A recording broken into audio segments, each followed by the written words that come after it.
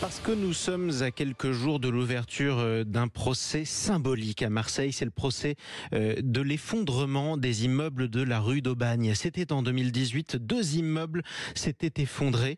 2 immeubles qui avaient entraîné, évidemment, en s'effondrant, la mort de plusieurs Marseillais. Une marche demain est prévue à l'appel de ceux qui soutiennent les victimes, notamment pour dénoncer la persistance dans la cité phocéenne de l'habitat indigne. On en parle avec notre invité Kaouter Ben Mohamed. Bonjour.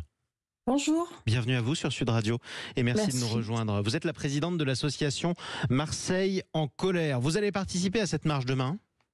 Oui, je vais y participer.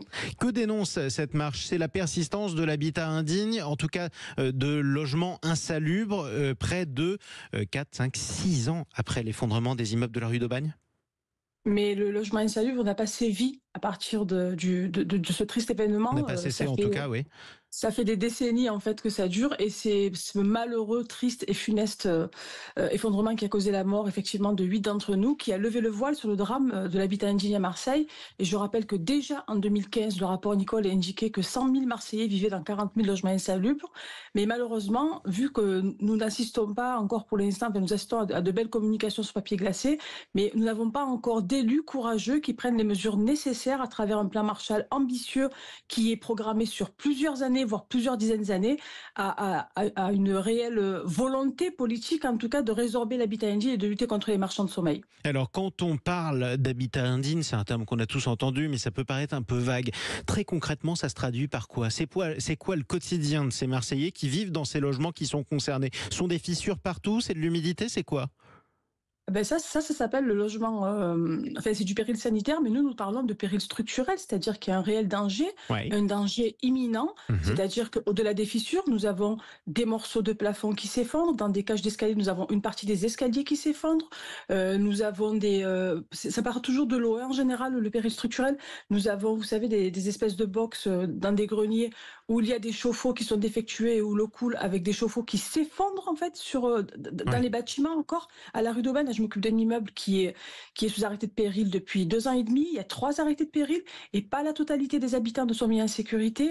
Cette mairie a choisi d'évacuer ceux qui étaient en extrême danger, mais de laisser les autres. Et c'est extrêmement anxiogène pour les habitants, exactement très anxiogène de vivre dans une habitation, en fait, dans un immeuble où le local commercial du rez-de-chaussée a été évacué, où une partie des voisins a été évacuée, mais nous, on nous demande de rester comme ça. Et ce qui est gravissime, parce que moi, j'y vais à peu près tous les 2 mois pour visiter les locataires qui restent, pour essayer de les rassurer, pour essayer de faire avancer les dossiers avec eux, c'est que nous observons visuellement, sans être experts, une dégradation de l'immeuble avec des fissures qui sont de plus en plus grandes, avec des décollements, encore une fois, dans des parties communes, dans certaines habitations, et les pouvoirs publics ne font rien. Et les pouvoirs publics, pour vous, ne font rien. Comment expliquer que quand un arrêté de péril imminent est pris par la municipalité, on ne soit pas tenu d'évacuer tous les habitants ? Après tout, si une partie de l'immeuble risque de s'effondrer, on peut supposer que l'autre partie risque de ne pas tenir debout longtemps ? On peut le supposer, surtout que lorsque les habitants qui sont évacués, ce sont ceux du 4e et 5e étage qui menacent de s'effondrer. Donc, moi, je donne un quiz ici, devant toute la France. Le quiz, qu'est-ce qu'il arrive aux habitants du 1er, 2e et 3e si le 4e et 5e s'effondrent, en fait. Donc, ils ont choisi d'évacuer les habitants du 4e, 5e, mais de laisser ceux qui sont en dessous vivre depuis maintenant 2 ans. Et ça, malheureusement, c'est fréquent. Donc, je ne dis pas que les pouvoirs publics font totalement rien, mais aujourd'hui, nous avons une municipalité, on a des réunions avec eux, avec les élus politiques, avec les responsables politiques, qui sont plus aussi fréquentes malheureusement qu'au début de ce drame. Et eux nous parlent de budget quand nous on parle de mise en sécurité.